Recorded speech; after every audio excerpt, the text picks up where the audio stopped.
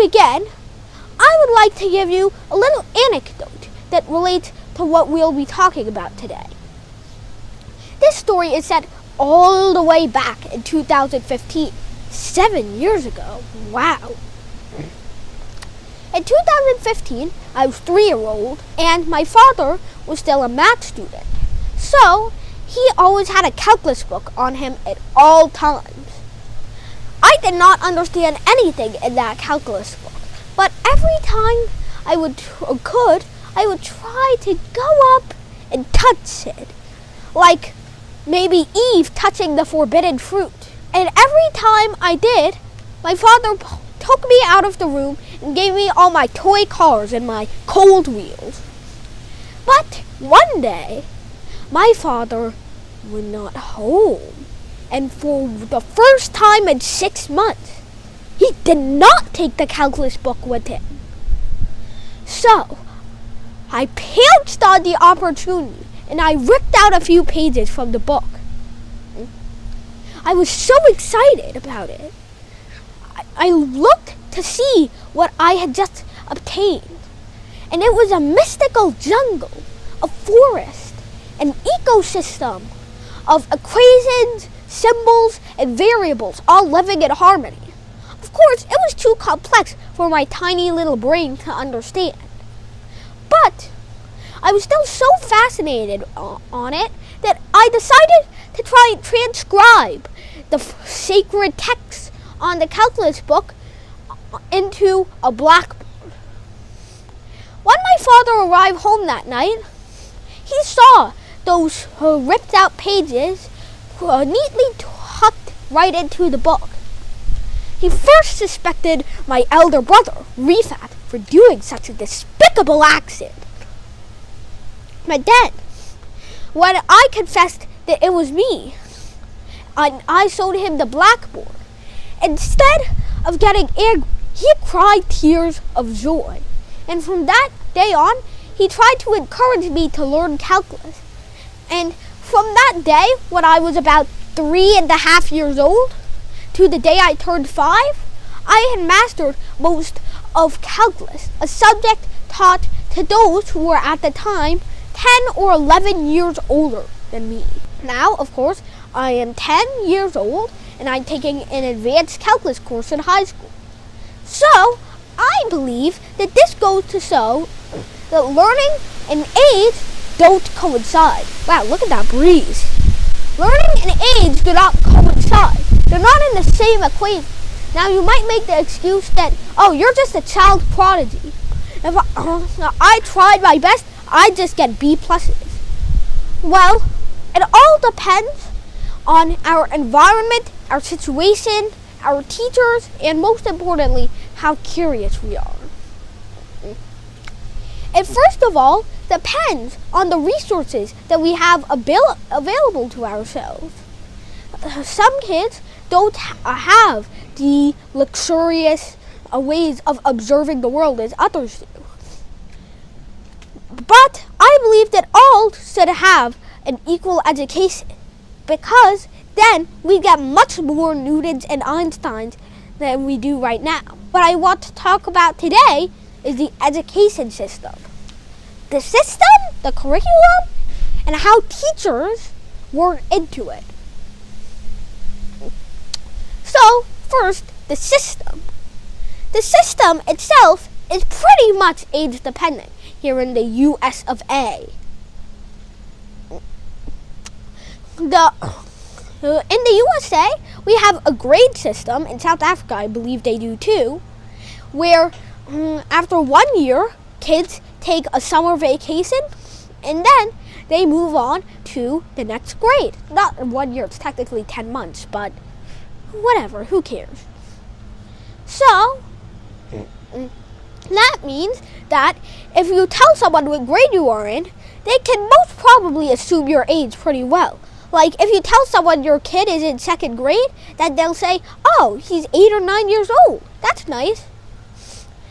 But usually, we don't see kids that have a faster learning curve. But some kids do learn a little bit faster. some kids might work at a faster pace than others. And we're all gifted in our own different kinds of things. Some kids have different learning curves. Maybe they will all reach the same point, but some kids learn faster than others at the start, and some kids learn slower than others at the start. But our education system only caters to those who follow the straight line, the average. Those who learn progressively as time comes with age. And, sure, you might say, well, everyone does that. That's the success of the grade system. Well, that's kind of like the grade system putting us into a mold, straightening out our learning curve. I believe that kids should not be sorted by their age because that pushes back those who have a faster learning curve that learn at a faster rate, and those leave behind those who learn at a slower rate, or those who have different needs, those who learn in different ways. So, I believe that this follows a system similar to Piaget's. Piaget's theory suggests that children have 4 stages of development, from birth to the age of 2, from the age of 2 to 7, from the ages of 7 to 11, and the ages of 11 to beyond. However, maybe not all children follow this hardline system. And, more importantly, not all children follow one straight learning curve. The reason we don't get as much achievement is probably because of the grade system. So, I like the Vygotsky's theory more, because Vygotsky's theory suggests that there is a zone of proximal development, which is Vygotsky talk, for all you can do by yourself and all you can do with the help of a more knowledgeable other, which is just Vygotsky talk for a teacher. Now, that zone of proximal development does not grow with time. Well, it grows with time, but it grows at different rates for each person. And, more importantly, do you remember how I mentioned MKOs, or teachers, as a factor of in the growth of ZPDs, or zones of proximal development? Well, that's right. Teachers also play a huge role when determining how the students learn and the students' education. So, how can we make our teachers better? Our schools mostly suffer from sorting by age. But college, usually anyone who's 18 and over can go to college. But college suffers from a different problem. Pretty bad professors. Or professors that are bad MKOs. So, what do you need to be a good teacher? Well, first of all, I believe that good teachers have to be likable teachers. Teachers that don't get angry. Teachers that don't have a temper shorter than a chair. Good teachers are also teachers who motivate students. And that brings me to my next point. Not only do students not learn from teachers they don't like, a student has self-esteem.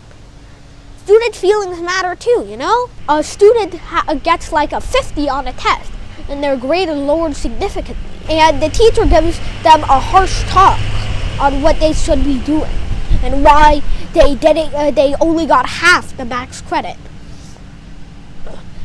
However, that lowers the student's self-esteem because that makes the student feel bad about themselves. It demotivates them to keep learning in that classroom. That classroom is antagonized by the student because of what the student experienced in there, that harsh talking and that low grade. So you have to be able to motivate your students, get them back up to full speed, or their learning feels forced. They don't want to learn. And when you're learning but you don't want to learn, those ideas don't get into your brain. They're just kind of forced out.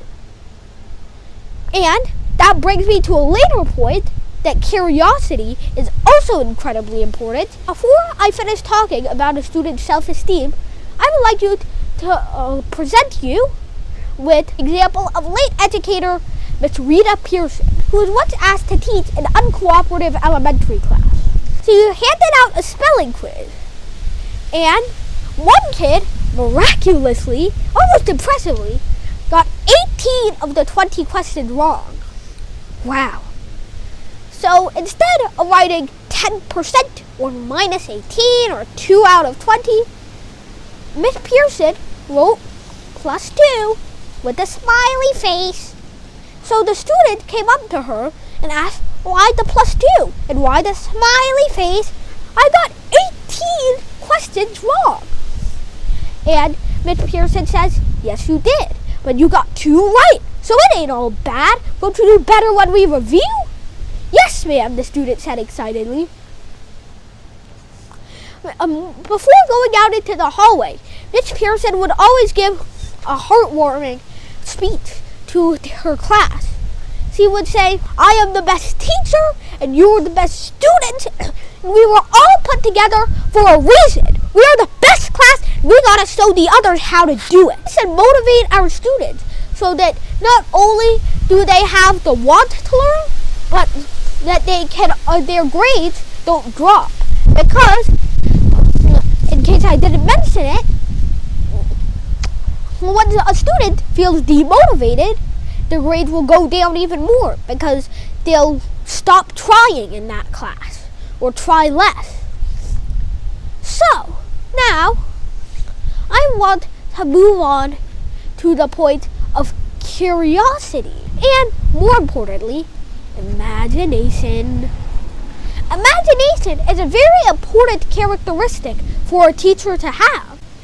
If a teacher can't imagine, that is, if they have a fixed mindset, then that can not only inhibit the teacher's ideas and the teacher's thought process, but it can also inhibit the education of the students, unsurprisingly. Let me give you an example.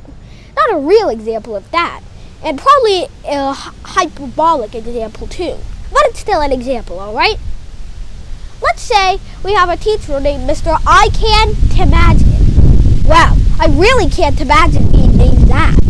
So Mr. Imagine is teaching a physics class. Then one student finds out that he's made a mistake and his problem. He says, I've been doing this, kid, for a million years. I've been doing it longer than you've been alive. So you have no right to tell me that in the 1,279 times I've done this problem, I've always been doing it wrong. Even though the student was right in that time, and even though the teacher, Mr. Imagine, had found something new, he rejected it because he had a fixed mindset, and he also lowered the grade of the student for rudely interrupting him in class. Wow, just wow. Then the next day, he's teaching the exact same thing. Kind of reminded me of a certain situation at the beginning of my own book, where someone teaches 1 goat plus 1 goat equals 2 goats, and the next day they teach 1 boat plus 1 boat equals 2 boats. But I think we're getting into a side tangent over there. No self-promotion here. He's teaching the exact same thing when another student finds a new way, a kind of a new equation that hasn't been taught yet, more efficient way that isn't in the curriculum for his year. So the student makes an insight. They discover something for themselves. So they raise their hand and talk about it, but the teacher says, why are you interrupting me in the middle of class? Because I've never seen that proof before. It must be wrong, because I am the most experienced physics teacher in the world. I have never seen that, nada, nowhere, once. So, once again, he lowers another student's grade for rudely speaking up in class. We have made a curriculum, a pretty good curriculum.